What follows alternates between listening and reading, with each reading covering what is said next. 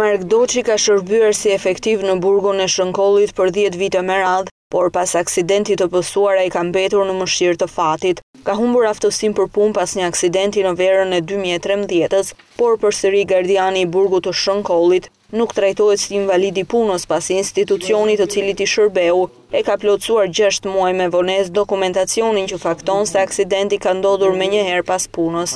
Sipas tij, kjo procedurë duhej të ishte kryer brenda 24 orëve e për këtë qëllim kërkon një zgjidhje të cilën ende nuk ka mundur ta gjejë. Pas aksidentit ka qëndruar 23 ditë në gjendje kome, ndërsa prej 10 muajsh ai lëviz me vështirësi, pasi njëra këmbë nuk i funksionon, ndërsa ka dëmtime edhe në kokë. Sikur të mos mjaftonte ky aksident i rënd, Mark Doçi nuk përfiton asnjë pension. Institucioni më ka plotësuar vërtetimin e aksident punë me vonesë 6 muaj.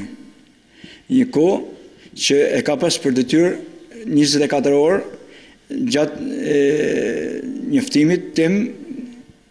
njoftimit nga spitali për aksidentin tim.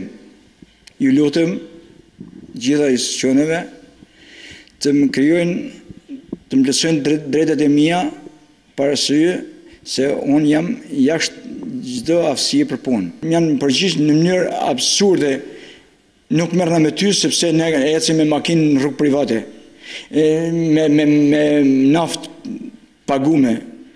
Unë nuk kam lek me pagu për shëndetin tim, jo